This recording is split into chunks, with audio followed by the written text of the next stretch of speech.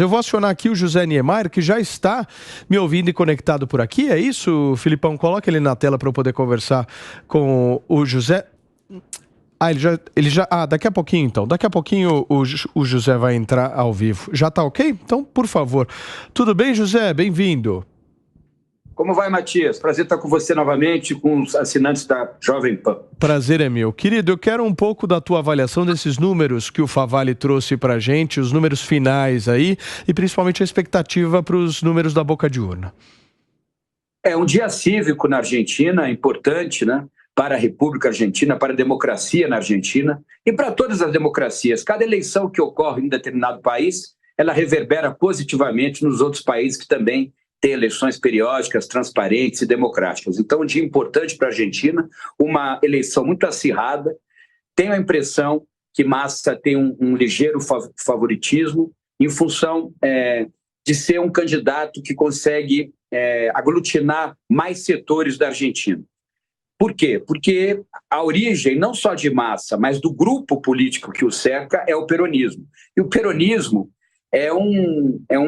tem uma quantidade enorme de possibilidades na área da ideologia política, né? Você tem peronistas liberais, conservadores, corporativistas, mais ligados aos mais humildes. Então, o peronismo conseguiu, nos últimos 80 anos na Argentina, congregar muitas opções ideológicas. E agora nós temos um candidato ligado ao peronismo, Kirchner, por exemplo. Cristina Kirchner é fundamental o apoio dela para a candidatura Massa, e você tem, de outro lado, um candidato que eu chamo de um candidato antissistema, inclusive antissistema peronista, que na Argentina, durante décadas, vem tendo a sua força sempre verificada. Então, é uma eleição, você não percebe nessa eleição, por exemplo, Matias, você não percebe um candidato com uma postura muito de esquerda. Você não percebe. Você percebe um candidato mais de centro, com ideias liberais na economia, como Massa, contra um candidato que é um candidato que quer reformas. Ele quer reconstruir a República Argentina. Nem sempre é fácil de fazer isso, principalmente numa sociedade muito politizada como a sociedade argentina, onde, assim como o futebol, a política está no sangue do argentino. Dúvida. Qual que é o peso desses programas assistenciais argentinos na hora da escolha do voto? Se a gente puder fazer uma comparação do que a gente viu acontecer por muitas vezes aqui no Brasil, eles têm um peso significativo nessa escolha? E na tua visão, eu vejo que no início do teu comentário você falou a respeito do favoritismo do Massa. Vem disso? Vem disso sim. A Argentina, nos últimos 30 anos, Matias, ela entrou num processo de empobrecimento. A sociedade argentina, que no início do século XX era uma sociedade muito mais industrializada que a brasileira, né? Muito mais forte que o Brasil como produto interno bruto, como um país que tinha renda per capita altíssima no início do século passado. Nos últimos 40 anos, a partir do início do nosso 2000 e pouco, 1995, é um país que vem perdendo muita musculatura econômica, e aí o assistencialismo, né, os planos de governo, um governo que intervém mais, que fornece moradia, que fornece assistência na área da saúde, mesmo assistência na área da segurança alimentar. Esses governos têm, numa eleição como essa, polarizada, tem uma chance um pouco maior com relação a outro candidato, que não é um candidato que é governo, é um candidato que vem da oposição, e uma oposição nova, né? Milei é um candidato novo no contexto político argentino. Por isso que acho que a sua consideração é perfeita. Numa situação de crise, se você tem uma máquina pública que fornece alguma ajuda para aqueles mais humildes, ou mesmo para a classe média, média baixa, esse candidato já sai um pouco na frente na hora da corrida eleitoral. Professor Acácio Miranda quer te fazer uma pergunta. Professor, boa tarde.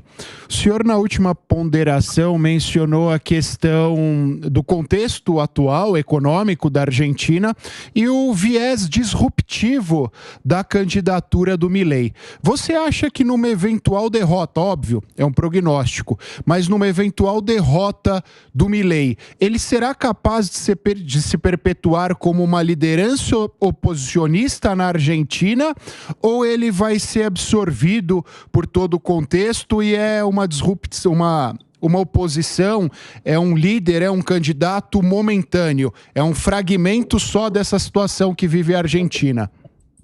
Excelente questão. Milei, se perder a eleição, não terá um protagonismo dirigindo, direcionando a agenda da oposição na Argentina. Acho que não. Vão surgir outros agentes, outras lideranças. A Argentina é um país diferente do Brasil, muito diferente nesse sentido também, que é a formação do Estado argentino.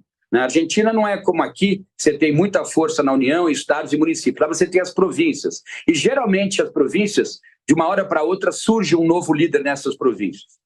É claro que a província de Buenos Aires é fundamental, mas existem outras também, inclusive onde o peronismo é muito forte. Perdendo a eleição, me parece que ele será um dos líderes da oposição, mas como ele surgiu agora, ele não tem, como nós poderíamos até citar aqui Max Weber, ele não tem um tradicionalismo no poder. Ele é um candidato que surgiu de uma hora para outra, inclusive ligado à mídia e tal. Então, da mesma forma que ele surgiu de maneira muito impetuosa, me parece que ele pode também sair um pouco de cena de maneira também rápida. Da Luz. Boa tarde, professor. Nós temos falado bastante do Milei, principalmente por ser uma figura assim excêntrica, mas sempre dizendo que ele vai fazer, caso seja eleito, vai fazer um governo mais conservador, mais tradicional, muito preocupado com as contas públicas em ordem. Agora, a gente fala muito menos do Massa, que abriu os cofres públicos nesse último ano, tentando talvez melhorar a sua eleição e causando mais inflação e talvez mais problemas, mas que todos dizem tem uma posição também um pouco mais liberal. Quer dizer, podemos esperar que ganhe um, ganhe outro. A Argentina vai se preocupar com mais seriedade com as contas públicas e a possibilidade dela ter um crescimento é bastante grande?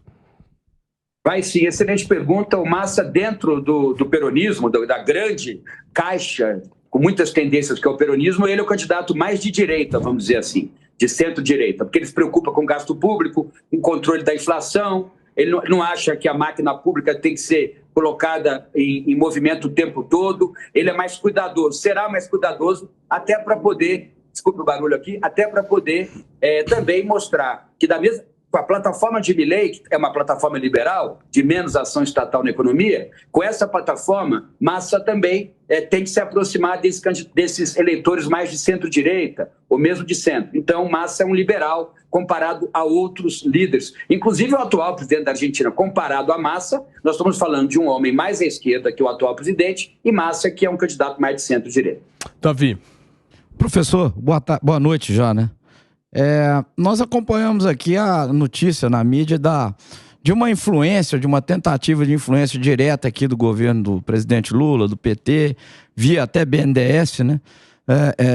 Cedendo recursos para a Argentina e para fortalecer a campanha de Massa.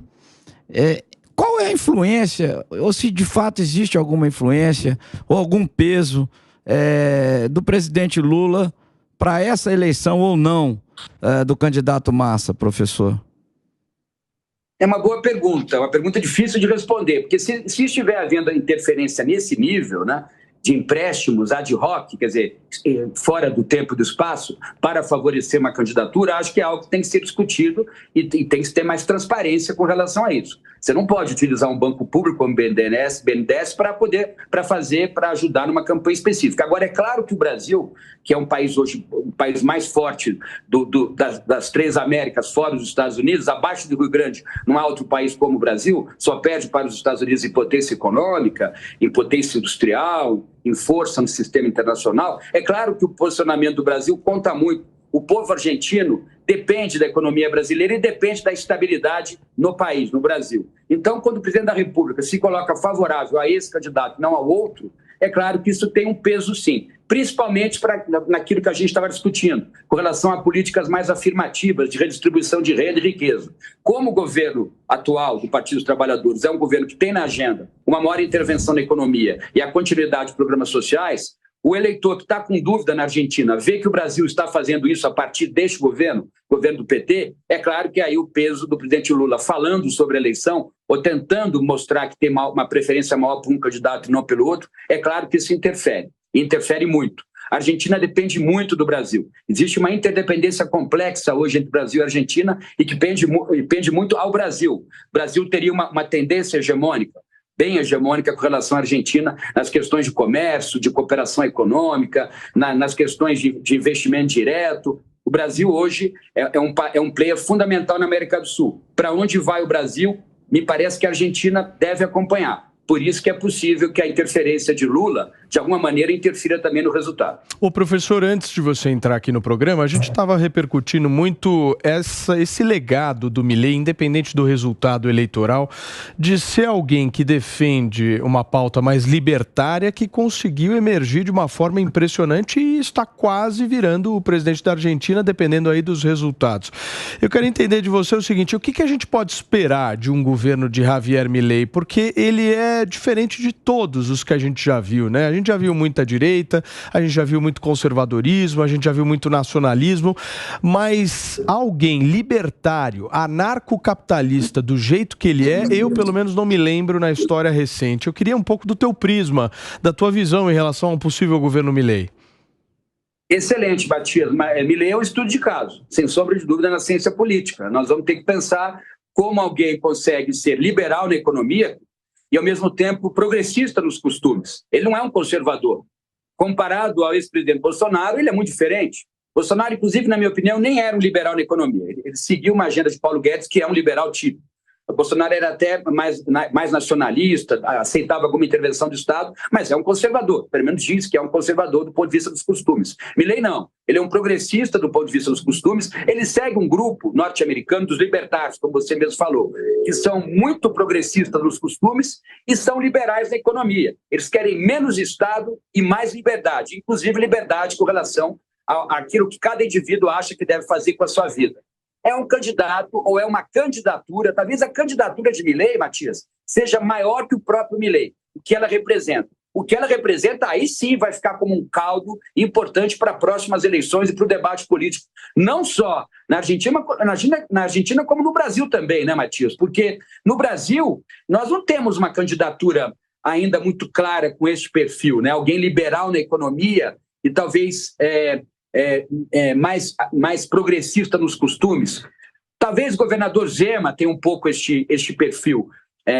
Tarcísio eu já não acho que tem, o governador de São Paulo. Acho que ele é mais conservador nos costumes. Então, o Milei acaba sendo um estudo de caso para a gente discutir na ciência política e também na conjuntura política dos países. Professor, assim como ele, devem surgir outras lideranças como Milei. Eu te fiz essa pergunta porque eu acho que esse termo que você usou, ele é perfeito, né? O Milei é um estudo de caso mesmo, porque a gente não viu nada igual, absolutamente nada igual. Se a gente for analisar, por exemplo, aqui no Brasil, os liberais se ancoraram em Jair Bolsonaro, que de liberal não tem nada. A essência de Jair Bolsonaro nunca foi o liberalismo, é só você olhar o legado dele e a história dele ao longo dos mandatos ali à frente de um mandato na Câmara dos Deputados. Então, é algo novo que a gente não está muito acostumado. Eu queria passar para o nosso Luiz Kawaguchi, fazer um agradecimento aqui à Gazeta do Povo, que cedeu o nosso Luiz Kawaguchi para participar hoje aqui do Tá na Roda. Por favor, Kawaguchi. Agradeço muito aí a atenção, uma honra estar aqui. Eu queria fazer um comentário sobre exatamente como que esse modelo de quem que é o Milei, o que ele vai ser aí no contexto internacional. Se a gente pensar na parte econômica, ele defende o Estado mínimo, ele defende aí a não regulação da economia, pro libertário, o Estado, ele está lá só para fazer funções básicas, como garantir, por exemplo, que o país não seja invadido por outro país, então ele tem que ter uma força armada, ele tem que ter ali garantir que os contratos sejam cumpridos, ele tem que também ter uma polícia que uma pessoa não mate a outra na rua. Mas, fora isso, o Estado não teria outro papel. Agora, na parte econômica, aí o que eu queria perguntar também para o professor, eu vejo o seguinte, a Argentina se propondo a ortodoxia de um livre mercado nesse momento do mundo em que você tem uma Europa abandonando essa ortodoxia, usando a sua economia geopoliticamente, você tem os Estados Unidos também fazendo o chamado friendshoring, ou seja, eu só vou fazer negócios com os países que são meus aliados, porque eu não quero beneficiar a China, eu não quero beneficiar a Rússia, ou seja, você vê uma guerra fiscal, os Estados Unidos, você vê uma guerra comercial, os Estados Unidos não deixa, por exemplo, que as suas empresas vendam tecnologia sensível para as empresas chinesas, a gente vê os mercados se fechando, tanto nos Estados Unidos quanto na Europa, abandonando essa ortodoxia. E o Milei tá está propondo aquilo que a Europa fazia há algumas décadas atrás, que era o livre mercado absoluto. Será que o Milei ainda vai ter espaço nesse país, nesse mundo em que a gente vê quase uma Guerra Fria 2.0, países só fazendo comércio com aqueles que são seus aliados? Como é que o senhor vê, professor? Kawaguchi, você deu aqui uma aula, nem precisa do meu comentário. Eu acho que é exatamente isso. Nós vivemos tempos no sistema internacional, tempos de contração, quer dizer, os países estão preocupados com a sua política interna, tempos de fragmentação, há muitas potências e potências médias buscando ascensão no sistema, no pós-Guerra Fria, e, ao mesmo tempo, muito contração, competição e fragmentação. Também tem muita competição entre essas potências que estão num ambiente fragmentado. Então, é pior dos mundos para o sistema internacional, na minha visão. É um sistema muito indefinido do ponto de vista econômico, do ponto de vista político-institucional, do ponto de vista da segurança internacional. Estamos com 2 guerras em curso, uma guerra entre estados no meio da Europa, a guerra Rússia-Ucrânia, que vocês também vêm cobrindo aqui na Jovem Pan. Então, são tempos muito interessantes, com um lado negativo, na minha visão. Nós vivemos hoje, eu chamaria de um multilateralismo capenga nas relações internacionais. Você não vê uma ordem neste multilateralismo, os países muito preocupados com si próprios, e aí o que você falou, ter uma política liberal, com menor intervenção do Estado, tentar ser uma ilha de um liberalismo puro num sistema como esse é muito difícil. Agora, professor, do ponto de vista prático, vamos olhar para um governo de Javier Milei. Como é que ele implementa tudo aquilo que ele prometeu? É possível ou existem 2 mundos, o mundo da campanha eleitoral e o mundo do governo? Você acha que, por exemplo, ele consegue, de alguma forma, acabar com o Banco Central na Argentina? Você acha que ele consegue dolarizar a economia? São propostas que nos chamam a atenção pela complexidade, né? Ele tem capacidade para executar isso ou não? Matias, você também acabou perguntando e dando a minha resposta. Obrigado pela pergunta. É evidente que não. Não é possível. Há o candidato Milei e há o presidente da República Milei. Inclusive, alguns temas que ele trouxe com relação a porte de arma, com relação a você liberalizar a economia, praticamente acabando com o setor público e algumas áreas como saúde e educação, é muito difícil. Banco Central também. Isso tudo vai exigir apoio no Congresso, que é algo que a gente não tem discutido muito. E eu também não sei como estão os números daqueles deputados que apoiariam um possível governo Milei. Então, penso que não. Existem dois sujeitos aí, o sujeito candidato e o sujeito presidente da República. Agora, algumas questões ele vai tentar implementar. Essa agenda vai ser uma agenda de implementação, vai ser naqueles temas que ele vai perceber de cara algum apoio. Mas nos outros que são mais estruturais, como você e eu mencionamos aqui, me parece que vai ser muito difícil. Não é que Milei será de novo, será a mesma coisa que for nos últimos presidentes. É claro que ele terá uma retórica diferente, um posicionamento para algumas questões diferentes, mas ele vai ter que seguir o sistema. É difícil não seguir o sistema. Renato Batista. Professor, boa noite. O que esperar de diferente de um possível governo do Sérgio Massa, uma vez que atualmente ele é o ministro da Economia no país? Então, o que daria para esperar de diferente dele ou necessariamente a continuidade?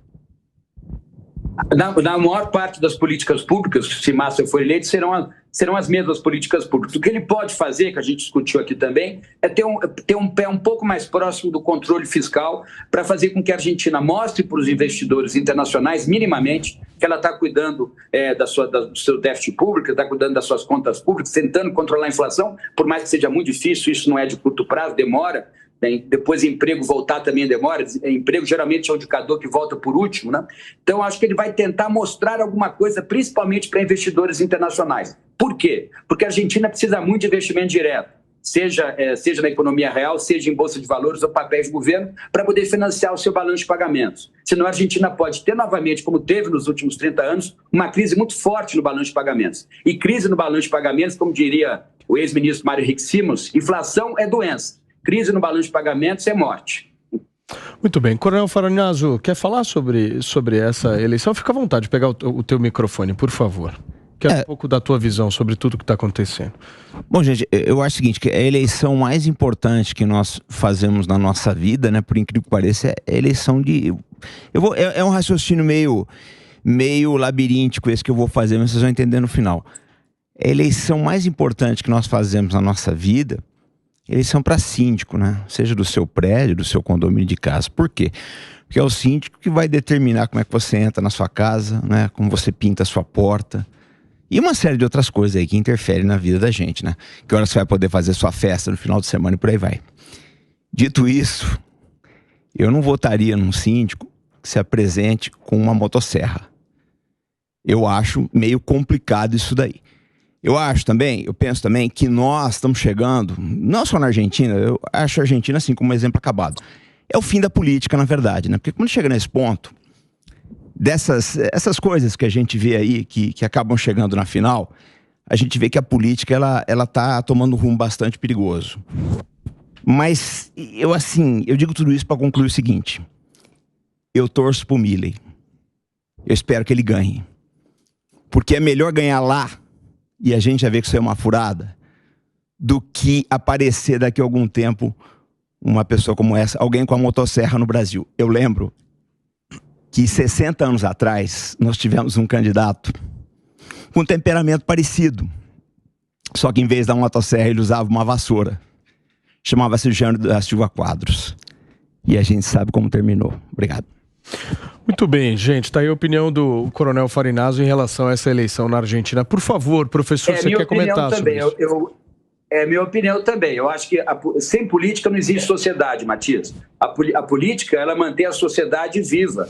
Ela é o fluido que mantém as pessoas em convivência num determinado território. É a política. Ela é fundamental. E a política deveria ser menos baseada em retórica, em palavras vazias, e ser mais fundamentada em partidos e a candidatos, no caso do presidencialismo, candidatos que representassem as ideias daquele partido. E que esses candidatos não aparecessem tanto, né? Infelizmente, eles estão aparecendo demais, seja para lá, seja para cá, seja na Argentina, seja no Brasil. Eu queria candidatos mais discretos, candidatos mais institucionais. Espero que a gente consiga, nas próximas eleições nos países e no Brasil, ter candidatos mais institucionais, que sigam programas, que sejam também candidatos que consigam negociar com a oposição, porque, na verdade, a importância da política, a política não pode ser também um contexto de inimigos, é um contexto de adversários, no máximo adversários. E assim deve ser para que a gente possa continuar tocando nossas vidas a partir daquela sociedade, com a política, com a democracia. Então a gente tem que tomar cuidado com esses candidatos que são muito impetuosos, que têm uma personalidade muito forte. Não deveria ser assim. Os candidatos deveriam fundamentar mais sua ação, Matias, na ética da responsabilidade do que na ética da convicção. Porque muitas vezes a convicção ela fica esvaziada frente à realidade. A responsabilidade não. Você mantendo responsabilidade, você consegue governar. Professor, eu não quero de maneira nenhuma deixar você nem o Coronel Farinazzo nervosos, mas eu vou tentar deixar, Coronel. Porque é o seguinte, eu acho que vocês dois estão muito românticos. Por uma razão. Política, pelo menos para mim, é voto. Quem tem mais voto ganha. E essa romantização toda da política deu espaço para que uma galera que sabia se comunicar, e aí nós vamos entrar no mérito se essa galera sabia administrar ou não, mas uma galera que sabia se comunicar, ficasse à frente de muita gente competente, muita gente que estudou, que trabalhou para isso, que se formou para isso. Ou seja, se esse discurso mais romântico ele se perpetua, ele dá espaço para isso. Se você for analisar, por exemplo, a direita brasileira, sempre foi um discurso romantizado nessa história. Aí vem Jair Bolsonaro daquele jeito, começa a colocar aquela quantidade de gente para ir em aeroportos, começa a falar uma linguagem mais popular, do qual a gente pode discordar em inúmeros pontos, mas necessariamente a gente tem a obrigação de olhar que a comunicação foi uma comunicação muito assertiva. Só conseguiu chegar onde chegou por conta disso. Ou seja, vocês estão muito, na minha opinião, do licor. Sabe aquele limoncello maravilhoso, meu querido Renato Batista? Mas se a comunicação não funcionasse, ninguém casava mal, Paulo. Por que o cara casa mal? Porque alguém prometeu uma coisa que não vai entregar depois. A vida é assim. Olha, eu vou ser sincero, eu não esquento a cabeça. Eu só tô fazendo aqui jogando essa pimenta aqui na sopa, pra vocês analisarem para onde a gente tá indo. Não só na Argentina, mas na democracia como geral, né? Eu acho que hoje em dia ninguém mais analisa as características de um candidato. E o problema que a gente está vendo, o Luiz Cavagutti, que ele faz muita cobertura na Ucrânia, ele deve ter observado isso.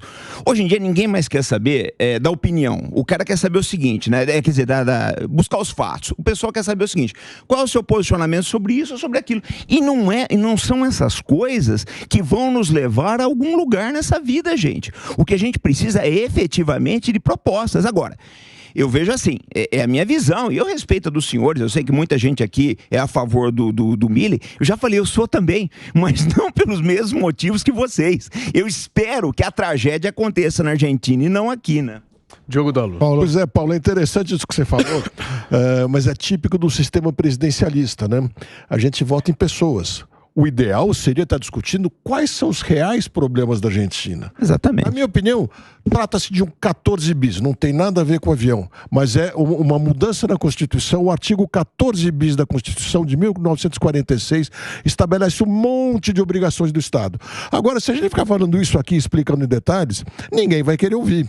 As pessoas querem mesmo ver, como você disse, uma coisa romantizada, votar em pessoas e não discutir as ideias. O Mário Falta emoção, gente. Falta emoção. O Mário Vargas Llosa escreveu A Civilização do Espetáculo, que retrata muito bem isso aqui que a gente está falando. Então, até com o advento das redes sociais, hoje todo mundo utilizando, esse tipo de figura, como que eu posso chamar? Esse tipo de figura mais exótica como o Javier Milei. Esse dava um bom livro do Vargas Llosa. Acaba aparecendo cada vez mais, né? Fala, Cássio. E é uma coisa engraçada, né, quando a gente olha para isso, acrescentando um elemento, que o Milei, e acho que o Bolsonaro um pouco aqui em 2018, as pessoas estavam tão convictas daquele personagem, daquela figura, que votaram neles, inclusive discordando dos projetos. Olha, vou votar nele, até porque eu sei que ele não vai fazer tudo o que ele prometeu.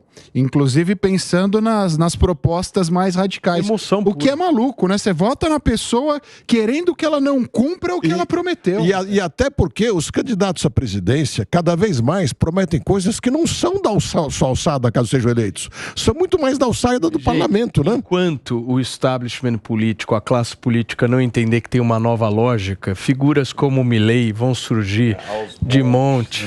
Exatamente. De monte. A classe política ficou nessa lenga-lenga, nesse lero-lero, num discurso chato pra caramba, que não agregou, que não fez com que as pessoas transmitissem algum tipo de credibilidade a isso.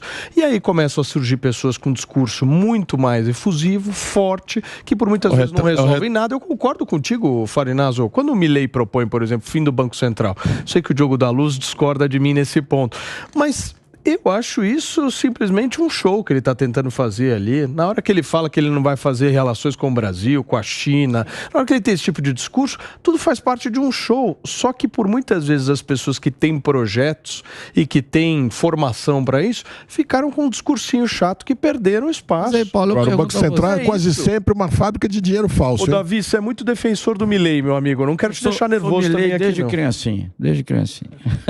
Fala, querido. Eu quero ouvir a tua visão. O que você achou dessa fala especial do Farinazzo? Me comenta sobre ela. Perfeito, eu acho que a análise é perfeita. É a questão mesmo do latino, que vota na pessoa e não vota na ideia, né? Exatamente. A pessoa está sempre à frente da ideia. Aliás, nós não estamos nem mais combatendo ideias hoje em dia. A gente combate pessoas. Né? O que se vê nas redes sociais é isso. Concordo.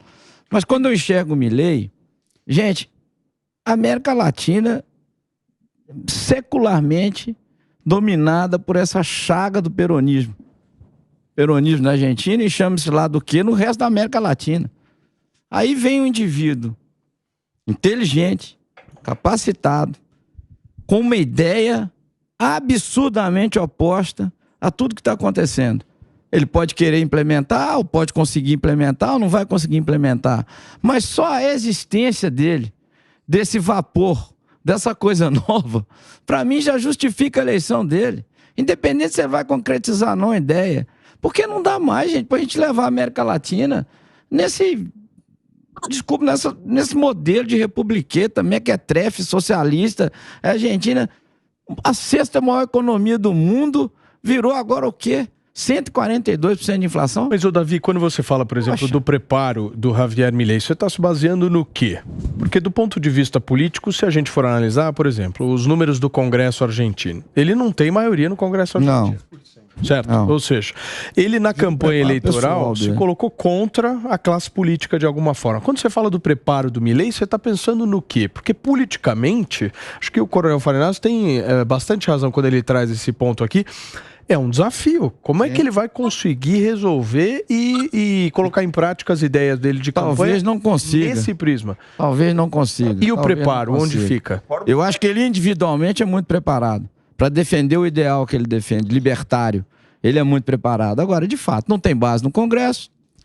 Vai ter que lutar com o establishment que não vai deixar ele governar. Mas essa é uma luta que tem que ser travada.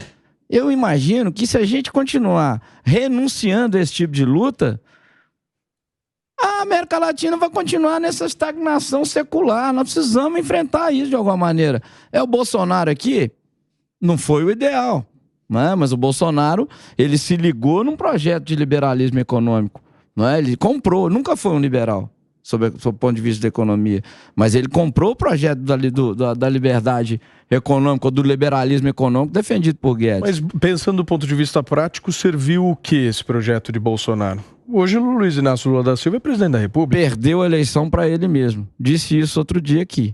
Para mim, Bolsonaro perdeu a eleição para ele mesmo diante do monte de besteira e de bobagem que ele fez. Coronel, comunicação. Não, é fato. Comunicação. Eu concordo contigo. Agora, a gente tem que ver o seguinte, que é uma coisa que vai acontecer com o Milei também, gente, se ele ganhar, né? O bombardeio midiático anti-Milei na Argentina vai ser uma coisa estupenda, né? E o problema todo da imprensa hoje é que ela é um poder. Você divide, o pessoal reclama muito, nós temos 11 pessoas que mandam no país, que é o STF, que não foi eleito. A imprensa também não foi eleita e manda no país pra caramba. Sim. Então, o bombardeio midiático que vai haver em cima do... Só esse bombardeio, só ele tem que se esquivar dessas granadas aí que a imprensa vai jogar. Ele já não vai conseguir governar, não vai conseguir fazer nada. Kawaguchi. Eu queria trazer... Conectando a esse raciocínio aqui, você já comentou bem hoje, Paulo, essa questão. O Milei, ele não é o Jair Bolsonaro na medida em que o Jair Bolsonaro é um nacionalista, ele é um conservador. Mas concordo também que a própria eleição do Milei, ela vai fazer a gente pensar, e isso pode ser muito positivo para o Brasil, pelo seguinte, porque você começa a analisar o libertarismo, e você pode também analisar o liberalismo. Como que essa ideia que está surgindo na Argentina podia ser incorporada aqui no Brasil? A gente pode pensando filosoficamente, aí, você tem o libertarismo, ele empresta pra gente essa ausência do Estado. Mas ele pode ser, ou a presença mínima do Estado, mas ele pode ser conciliado, sim, com o conservadorismo. A liberdade pode ser conciliada com o conservadorismo. Na medida em que você precisa ser livre para você poder manter instituições que são muito importantes para o brasileiro, como, por exemplo, a família, a escola e tantas outras instituições, as Forças Armadas. Você precisa ser livre para você desenvolver plenamente as suas capacidades e desenvolver plenamente esses projetos. E aí você tem o liberalismo aliado ao conservadorismo. Então, respondendo a tua pergunta lá que você fez antes, Paulo, eu acho que não é o libertarismo do Milei, ele é conciliável, sim, com esse conservador que é muito presente na sociedade brasileira. E a gente pode falar, e aí se a gente for falar de teoria da filosofia política, a gente vai pensar, por exemplo, no liberalismo perfeccionista, que é exatamente isso, que você consegue juntar o conservadorismo com as noções de liberdade. E se Milei, sendo ele eleito ou não, se ele consegue trazer esse debate para a nossa sociedade, ele já vai ter feito um bem aqui para o país vizinho, para o Brasil, na minha opinião. Renato Batista. Olha, entendo esse ponto que o Kawaguchi colocou muito bem, explicando ali as possibilidades de aliança entre as teorias. Só que é uma coisa, aqui no Brasil eu vejo que muita gente está olhando o Milei com a lente errada. Muita gente está torcendo muito efusivamente para ele, principalmente pelo apoio que o Bolsonaro deu diretamente a ele. Tanto é que a gente comentou aqui, o Davi colocou muito bem sobre essa questão de terem chamado ele de Bolsonaro da Argentina. E, assim, se muitos dos eleitores do Bolsonaro olhassem para algumas coisas que o Javier Milei já defendeu, acho que eles iam ficar assustados, né? E claro que muitas dessas pautas mais liberais na parte dos costumes, o Javier Milei deixou de lado na época da eleição. Ele também fez escolhas pragmáticas. Ele é muito contra a classe política, mas ele também faz escolhas políticas pragmáticas e de marketing. Isso precisa ser colocado. Então, e faz bem o marketing. Faz bem, claro, sem dúvida nisso ele está sendo muito bem. E então eu faço todas essas restrições.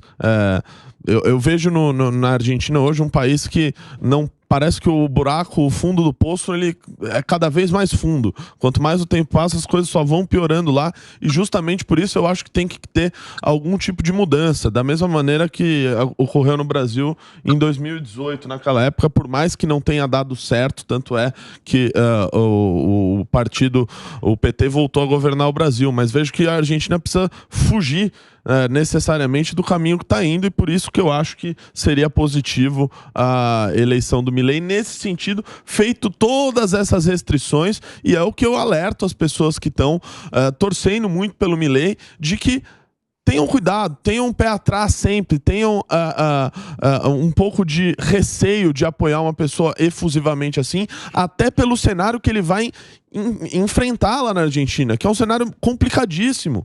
A gente precisa tomar muito cuidado.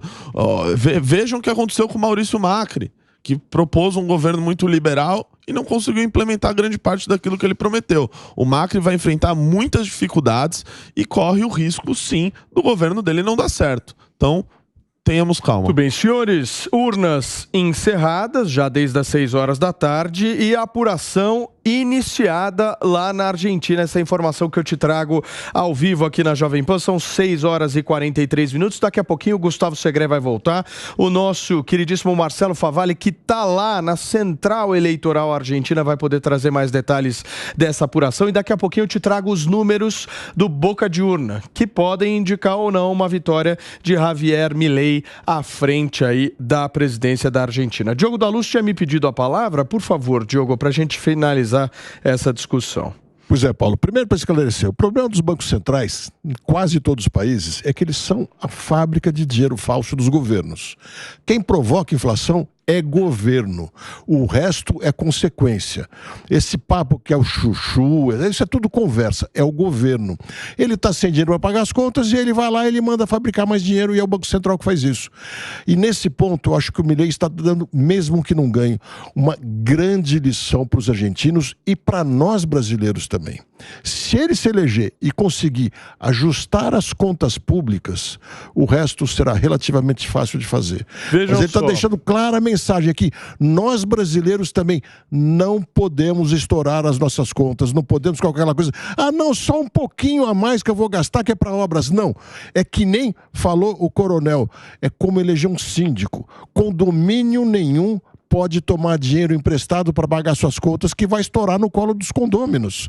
Então o país tem que ser visto como um condomínio. Só gasta o dinheiro que já tem e nada mais.